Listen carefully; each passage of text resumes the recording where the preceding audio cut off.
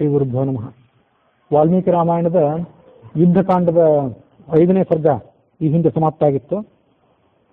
ಕಪಿಗಳು ರಾಮ ಲಕ್ಷ್ಮಣ ಸುಗ್ರೀವರ ನೇತೃತ್ವದಲ್ಲಿ ಪ್ರಯಾಣ ಮುಂದುವರಿಸಿ ಸಮುದ್ರ ತೀರಕ್ಕೆ ಬಂದು ಕುಳಿತಿದ್ದನ್ನು ನಾವು ಶ್ರವಣ ಮಾಡಿದ್ವಿ. ಇದು ಬಾಲರಾಮಾಯಣದ ಯುದ್ಧಕಾಂಡದಲ್ಲಿ ಬಂದಿರುವಂತಹ ಕೆಲವು ಮಾಹಿತಿಗಳು. ವರಾಹ ಪುರಾಣದ ವೆಂಕಟಾಚಲ ಮಹಾತ್ಮ್ಯ ಇದ್ದಿರಬೇಕು. ಅಲ್ಲಿಂದ ಈ ಕೆಲವು ಮಾಹಿತಿಗಳನ್ನು ವಿಷ್ಣುನಂದನ ಶ್ರೀಪಾದರು ವರ್ಣನೆ ಮಾಡ್ತಾರೆ. ಕಪಿಸೈನ್ಯದ ಜೊತೆಗೆ ಅವರು ಲಂಕಾನಗರಕ್ಕೆ ಪ್ರಯಾಣ ಮಾಡುವಾಗ ಮಧ್ಯದಲ್ಲಿ ಸಸ್ಯ ಪರ್ವತ ಇತ್ಯಾದಿ ಪರ್ವತಗಳನ್ನು ದಾಟಿದಿರುವಂತೆ ಬಂದಿತ್ತು. ಅದಕ್ಕಿಂತ ಮೊದಲು ಅಂಜನಾಚಲ, ಆವಾಗ ಅದಕ್ಕೆ ಅಂಜನಾಚಲ ಅಂತ ಕರೀತಿದ್ರು, ತಿರುಪತಿಯ ಬೆಟ್ಟಕ್ಕೂ ಕೂಡ ಬಂದರು. ಅಲ್ಲಿ ಅಂಜನಾದೇವಿ ಅಂದರೆ ಹನುಮಂತನ ತಾಯಿ ರಾಮನಿಗೆ ನಮಸ್ಕರಿಸಿದರು, ತನ್ನ ಆಶ್ರಮಕ್ಕೆ ಬರಬೇಕು ಅಂತ ರಾಮನನ್ನು ಆಹ್ವಾನಿಸಿದರು. ಆದರೆ ಲಂಕೆಗೆ ತೆರಳಬೇಕಾದಂತಹ ತುರ್ತಾದ ಕಾರ್ಯ ಇರೋದರಿಂದ ಈಗ ಸದ್ಯದಲ್ಲಿ ಲಂಕಾನಗರಕ್ಕೆ ಹೋಗಬೇಕಾಗಿದೆ, ಆಶ್ರಮಕ್ಕೆ ಬರುವಷ್ಟು ಅವಕಾಶ ಇಲ್ಲ ಅಂತಂದರು. ಆಗ ಹನುಮಂತ ನಮ್ಮ ತಾಯಿಯ ಇಷ್ಟಾರ್ಥವನ್ನು ನೆರವೇರಿಸಿಕೊಡ್ಬೇಕು, ಅದರಿಂದ ಕಪಿಗಳಿಗೂ ಕೂಡ ವಿಶ್ರಾಂತಿಗೆ ಅವಕಾಶ ಆಗಬಹುದು, ಬೇಕಾದಷ್ಟು ಹಣ್ಣು ಜೇನುತುಪ್ಪ ಗಿಡಮೂಲಿಕೆ ಮೊದಲಾದವುಗಳು ಈ ಪರ್ವತದಲ್ಲಿ ಉಪಲಬ್ಧ ಇದೆ ಅಂತ ಹೀಗೆ ಹನುಮಂತ ಭಿನ್ನಹ ಮಾಡಿಕೊಂಡಾಗ ಆ ಅಂಜನಾ ಪರ್ವತದ ಆಂಜನೇಯ ಆಶ್ರಮಕ್ಕೆ ಬಂದು ಅವರ ಆತಿಥ್ಯವನ್ನು ಸ್ವೀಕಾರ ಮಾಡಿದರು. ಅಲ್ಲಿಂದ ಸ್ವಾಮಿ ಪುಷ್ಕರಣಿಗೆ ಬಂದು ಸ್ನಾನ ಇತ್ಯಾದಿಗಳನ್ನು ಮುಗಿಸಿ ಕೆಲವು ಋಷಿಗಳನ್ನ ಸಂದರ್ಶನ ಮಾಡಿದರು.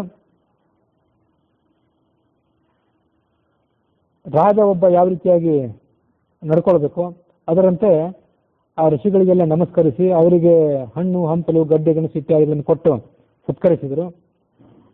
ಆ ಬೆಟ್ಟದಲ್ಲಿ ರಾಮದೇವರು ತಂಗಿದ್ದಾಗ ನೀಲ ಅಂಗದ ಮೊದಲಾದಂತಹ ಕಪಿಗಳು ಆ ಬೆಟ್ಟದ ರಮಣೀಯವಾದಂತಹ ಪ್ರದೇಶದಲ್ಲಿ ನಿಸರ್ಗದ ಸೌಂದರ್ಯವನ್ನು ಸವಿತಾ ಆ ಕಡೆ ಈ ಕಡೆ ಸಂಚಾರ ಮಾಡಿದರು.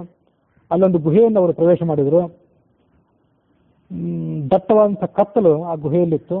ಎಷ್ಟೋ ದೂರದ ಒಳಗೆ ಹೋದ ಮೇಲೆ ಅಲ್ಲಿ ಪ್ರಕಾಶವಿತ್ತು. ಅಲ್ಲೊಂದು ಸಿಂಹಾಸನದ ಮೇಲೆ ವೆಂಕಟ ರಮಣ ಲಕ್ಷ್ಮೀದೇವಿ ಮತ್ತು ಪದ್ಮಾವತಿಯರ ಸಮೇತನಾಗಿ ಕೂತ್ಕೊಂಡಿದ್ದನ್ನ ಕಪಿಗಳು ನೋಡಿದರು. ಅದನ್ನು ನೋಡಿ ಅವರು ಭಯಭ್ರಾಂತರಾದರು.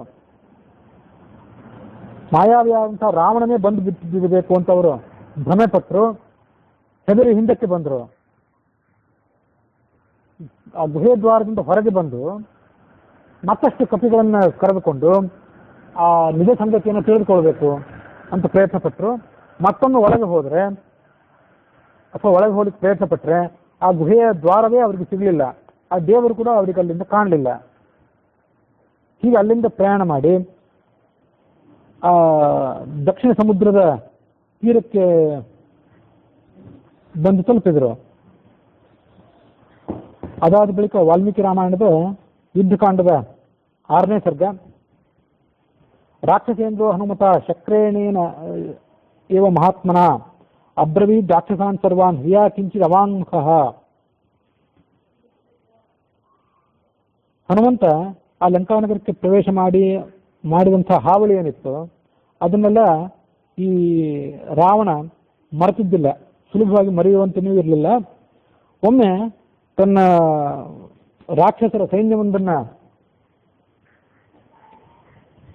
ಸಭೆಯೊಂದನ್ನು ಏರ್ಪಡಿಸಿ ಅಲ್ಲಿ ಅವರಿಗೆ ಈ ಮುಂದಿನಂತೆ ಮಾತಾಡಿದ.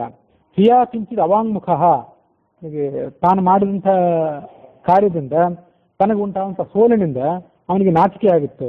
ಅವಾಂಗ್ಮುಖನಾಗಿದ್ದ, ಮುಖ ತಗ್ಗಿಸಿಕೊಂಡಿದ್ದ. ಒಬ್ಬನೇ ಒಬ್ಬ ವಾನರ ಏಕಾಂಗಿಯಾಗಿ ಲಂಕಾನಗರವನ್ನು ಪ್ರವೇಶ ಮಾಡಿ ಇದನ್ನು ಧ್ವಂಸ ಮಾಡಿದ. ಸೀತೆಯನ್ನು ಕೂಡ ನೋಡಿಕೊಂಡು ಹೋಗಿಬಿಟ್ಟ. ಇಷ್ಟು ಮಾತ್ರ ಅಲ್ಲ, ನಮ್ಮ ಲಂಕಾನಗರವನ್ನು ನೆಲಸಮ ಮಾಡಿದ, ಅದನ್ನು ಸುಟ್ಟು ಹಾಕಿಬಿಟ್ಟ. ಈ ಸಂದರ್ಭದಲ್ಲಿ ನೀವೆಲ್ಲ ಸರಿಯಾಗಿ ಸಮಾಲೋಚನೆ ಮಾಡಿ ನನಗೆ ಸಲಹೆಯನ್ನು ಕೊಡಬೇಕು. ಈ ಸಂದರ್ಭದಲ್ಲಿ ಯಾವ ಕಾರ್ಯವನ್ನು ಮಾಡಿದರೆ ನನಗೆ ನಿಮಗೆ ಈ ಲಂಕಾನಗರಕ್ಕೆಲ್ಲಕ್ಕೂ ಕೂಡ ಮಂಗಳ ಆದೀತು ಅನ್ನೋದನ್ನು ನೀವು ತಿಳಿಸಬೇಕು ಅಂತ ಅವ್ರಿಗೆ ಹೇಳಿದ.